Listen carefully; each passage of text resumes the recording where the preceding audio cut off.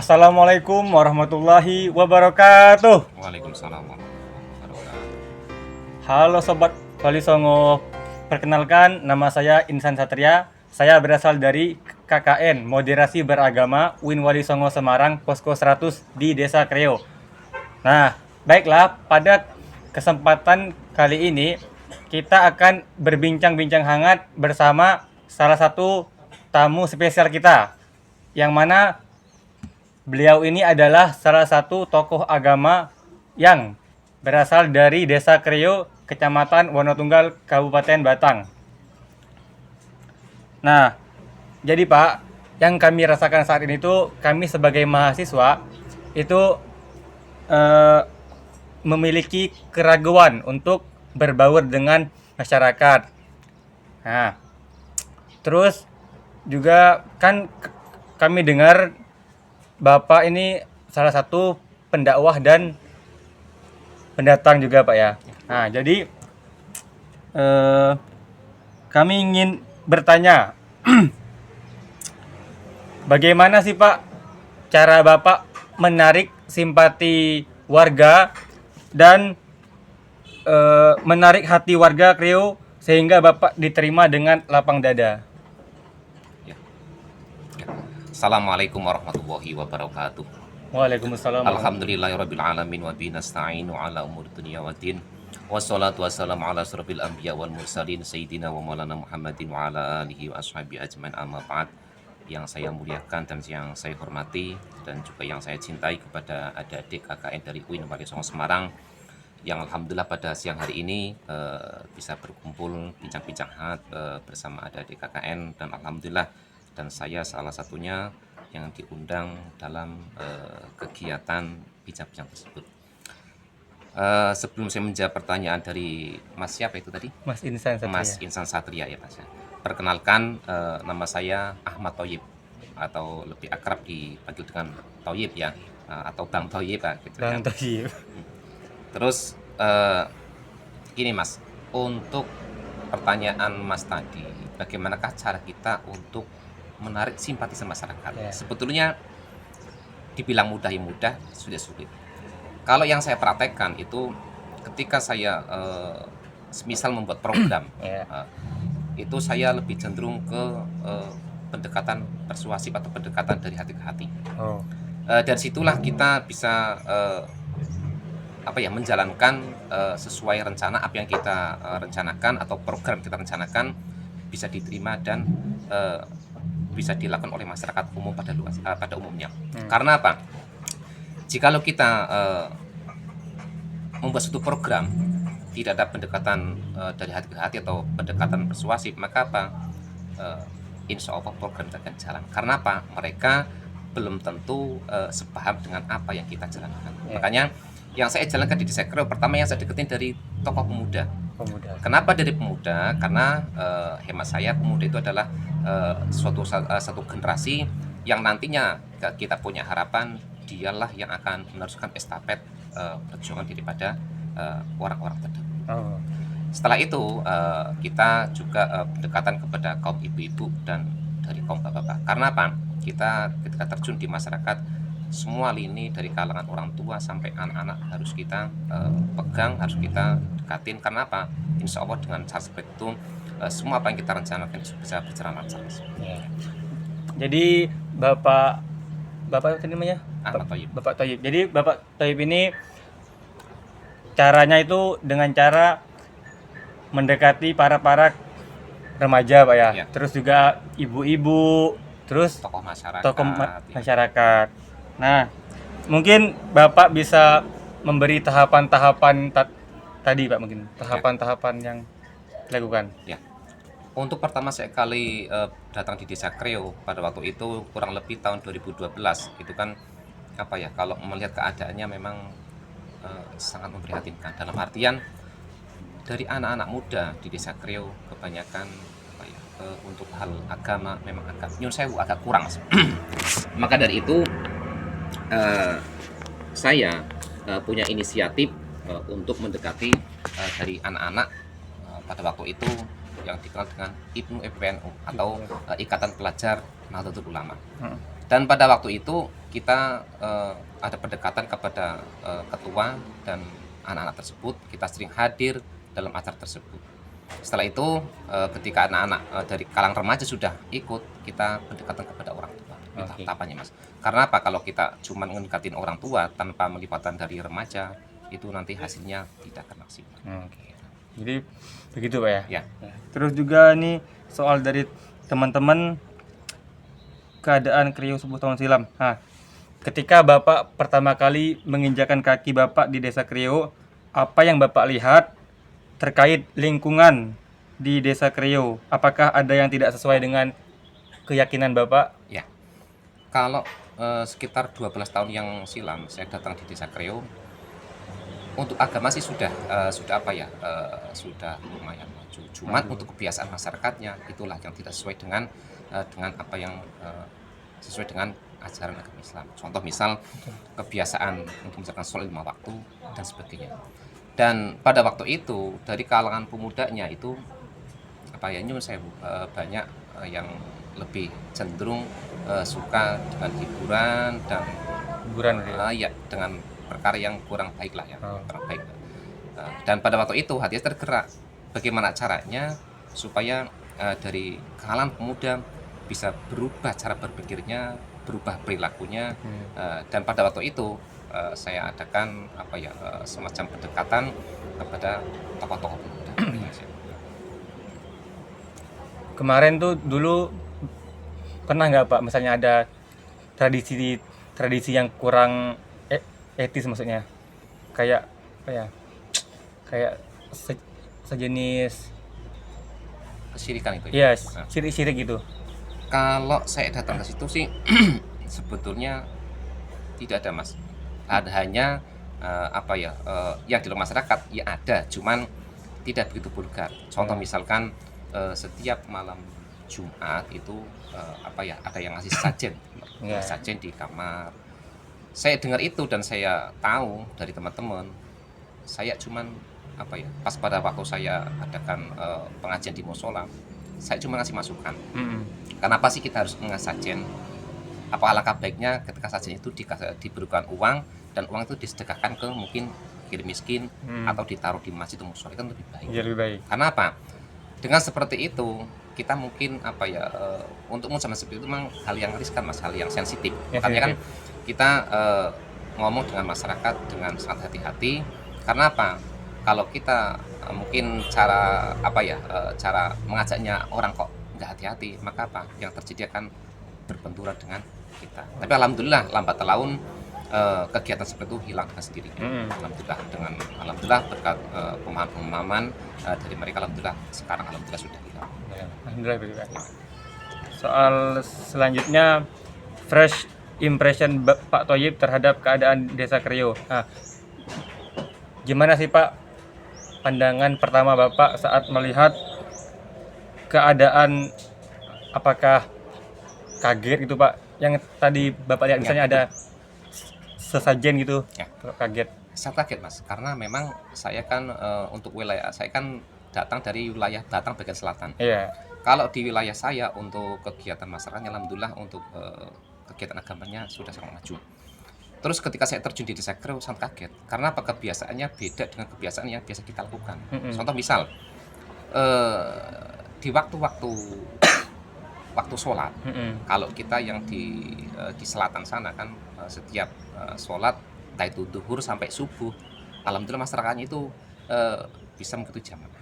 Sementara di Desa Kriyo ketika mendengar adzan mereka belum terpanggil. Makanya itu juga menjadi PR saya sampai sekarang. Tapi alhamdulillah yang dulu musola ketika maghrib, isya dan subuh hanya beberapa gelintir, alhamdulillah berkat pertolongan Allah sekarang sudah lumayan, sudah membaik. Karena apa? Ya mungkin itu memang Allah Ta'ala sudah memberikan pertolongan kepada warga Desa Kriyo itu sendiri. Nomor 3, apa yang Bapak lakukan untuk merubah hal-hal tadi? Kalau yang kita lakukan, kita memang sebelum saya merubah kebiasaan orang, saya analisa dulu. Saya analisa kebiasaan orang itu apa sih. Terus setelah saya analisa, saya amatin, terus beberapa bulan kemudian baru saya menjalankan apa yang saya rencanakan. Misal untuk merubah kebiasaan, merubah cara berpikir, dan merubah mungkin hal-hal yang mungkin tidak sesuai dengan aturan agama. Contoh misal, saya pernah itu datang ke rumah orang, itu apa? Kita cuman silaturahim biasa, Ini kita Pak, dongeng-dongeng apa ya, kita bicara nganggur lah, ngobrol ngalung gitu. Tapi yang intinya tujuan saya itu adalah untuk memberi masukan kepada orang itu bahwa hal yang seperti itu tidak boleh dilakukan. ya. Jadi kita kadang tidak resmi mas, kita ngasih ngasih apa ya, ngasih pitutur atau pejang pada orang, nggak resmi, nggak harus pakai lewat pengajian, enggak. Kadang kita lewat gurumungan, lewat ngopi dan sebagainya, kita kasih masukan kepada masyarakat pada umumnya. Itu. Terus soal yang nomor 4, apa hal yang memotivasi Bapak untuk melakukan perubahan baru? Apakah berawal dari keresahan atau Ya. gimana Pak? Betul, kalau memang pernah dari keresahan. Karena apa? Setelah saya amati keadaan di desa memang apa ya, menurut saya pribadi memang sangat jauh lah. Ya. Makanya dengan dasar keresahan tersebut, saya dengan teman-teman baik dari pemuda dan dari orang tua, kita memang apa ya, semacam membuat program yang di situ program tersebut dengan harapan bisa merubah kebiasaan warga desa Krau yang nyun sewu kurang apa ya, kurang bagus lah. Tapi alhamdulillah berkat pertolongan Allah apa ya, dalam kurun 10 tahun kalau saya sendiri nggak merasa mas, nggak merasa ada perubahan. Cuman kata orang-orang desa sebelah seperti Pongpongan Ya. dan desa sebelah katanya itu Kreo ada perubahan. Ya. Kalau saya pribadi sedikit pun nggak merasa, karena kalau menjalankan sesuatu udah saya menjalankan secara mengalir aja. Jadi kita yang penting kita jalan aja gitu. Ikut alur aja Pak ya. Iya, ngalur aja. Jadi alhamdulillah berkat dukungan masyarakat luas baik dari pemuda, anak-anak, ibnu, dan dari orang tua dan tokoh masyarakat, alhamdulillah yang saya cita-citakan alhamdulillah sedikit demi sedikit ada hasilnya. Terus soal selanjutnya, rintangan-rintangan dalam perjuangan. Bagaimana sih Pak cara Bapak menyikapi cibiran atau misalnya olok-olokan dari warga gitu Pak? Ya, terima kasih mas. Yo. Kita sebagai apa ya, pendakwah, ketika kita dihina, saya sering mas mendapat hinaan, bahkan saya pernah dibilang sama saudara mertua saya itu, dibilang gini, kalau kayak gitu istri mau dikasih makan apa katanya. Kalau kayak gitu terus istrinya mau dikasih makan apa, terus istri pulang nangis kayak gitu. Saya bilang, loh kalau santri kok dibilang kayak gitu kok nangis, percuma jadi santri. Karena apa? Kita mah dididik untuk berjuang di masyarakat. Saya bilang sama istri kayak gitu. Pribadi saya kalau menyikapi hal seperti itu, ya dah kita nggak usah didengerin, biarin aja. Karena apa? Prinsip kita berjuang di masyarakat, sedikit pun diusahakan saya pribadi tidak memberatkan masyarakat dari hal apapun, entah itu masalah finansial atau apapun itu, kalau bisa saya nggak membebani masyarakat. Makanya kita yakin bahwa mereka sudah akan tahu, dan alhamdulillah selang berapa tahun akhirnya Allah Ta'ala membuktikan bahwa yang kita lakukan adalah insya Allah benar. Dan banyak mas saya dihina, disindir, bahkan saya pernah di forum umum pernah. Tapi udahlah, saya biarin aja. Karena apa? Kalau kita ladenin mereka kan percuma kan. Karena apa? Jangan-jangan apa yang mereka lakukan justru malah memancing kita untuk mundur dari hal itu. Makanya kita hati-hati ketika ada orang menghina kita, yaudah dibiarin aja, kita serahkan kepada Allah. Karena apa? Pada dasarnya suatu perjuangan pasti ada hal yang seperti itu. Makanya kita sadari, apalagi yang ngomong misalkan orang nyun sewu, orang biasa, makanya kita harus sadar karena mereka mungkin belum tahu apa yang kita lakukan. Jadi kita serahkan, setelah kita usahakan, kita serahkan kepada Allah, biarlah Allah yang ngatur. Dengan keyakinan insya Allah suatu saat mereka akan tahu dengan apa yang kita lakukan gitu. Jadi kita dibikin santai aja, santai. Terus soal selanjutnya, harapan Bapak Thoyib terhadap Desa Kreo untuk kedepannya, yang akan datang? Ya, Gimana, kalau Pak? harapannya karena saya sudah di Tigor sudah cukup lama Mas ya, Ya. saya 12 tahun. Harapannya untuk 5 tahun 10 tahun ke depan, Kreo harapan saya akan lebih maju Ingin. dalam bidang apapun, terutama dalam bidang agama, terus dalam bidang ekonominya dan bidang ukhuwah basyariahnya, persatuan umatnya. Karena apa? Ya. Di desa Kreo itu satu berdua dengan yang lain agak ada sekat Mas, Sekat. ada sekat. Jadi apa ya, bahasa agama kurang fair loh gitu. Antara Kreo gitu pun kurang fair. Makanya harapan saya untuk kedepannya dari generasi yang akan datang menyadari bahwa Kreo ini adalah milik kita semua. Makanya kita perjuangkan supaya apa, 5 tahun dan 10 tahun yang akan datang Kreo lebih baik daripada sekarang ini. Karena apa, melihat perkembangan Kreo 10 tahun yang lalu, alhamdulillah sudah banyak perkembangan, baik cara berpikir masyarakat, persatuan dalam majelis atau jamaah, alhamdulillah sekarang sudah menjadi satu. Cuman ada beberapa memang yang di situ memang belum bisa kami lakukan. Ya. Tapi dengan harapan, ya saya minta doa dari adik KKN, karena saya yakinlah dari KKN yang alhamdulillah sekarang sedang menuntut ilmu. Katanya ya, kata para alim ulama, kalau orang yang menuntut ilmu itu doanya mustajab. Nah, makanya kan saya Makbul, minta ya. doa-doa dari tetap KKN Ya. untuk desa Kreo dengan harapan semoga Kreo yang akan datang akan lebih baik daripada Kreo yang sekarang. Amin amin ya mujibas sailin. Ya. Terus Mbak, motivasi mungkin untuk mas-mas atau mbak-mbak KKN agar bisa punya jiwa kepemimpinan seperti Bapak. Ya. Untuk motivasi, saya berpesan kepada semuanya ya, pada diri KKN dan terutama pada diri saya sendiri. Kalau kita misalkan pada suatu saat terjun di masyarakat atau di instansi manapun, pertama kita harus tetap ikhlas, sabar. Kita menjalankan suatu pekerjaan harus sabar dan ikhlas. Karena apa? Tanpa didasari itu pasti nanti hasilnya tidak maksimal. Contoh misal, kita terjun di masyarakat, ketika kita ketemu dengan orang yang mungkin omongannya keras, omongannya mungkin tidak enak, Ya. kalau kita nggak sabar, nggak ikhlas, maka apa yang terjadi, apa yang kita rasakan akan hilang.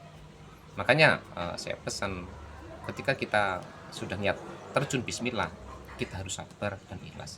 Dan yang kedua, kita jangan baperan, jangan emosian. Ya. Ketika dicibir orang, dihina orang, ya udah, itu anggap saja apa ya, mungkin Ujian. ujian. Ya. Yang kedua, menjadi kafaroh untuk kita.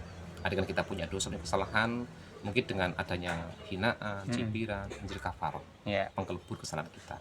Kan kayak gitu. Kalau kita terlalu apa ya, terlalu mendengarkan apa kata mereka, apa yang kita rasakan akan hilang, Mas.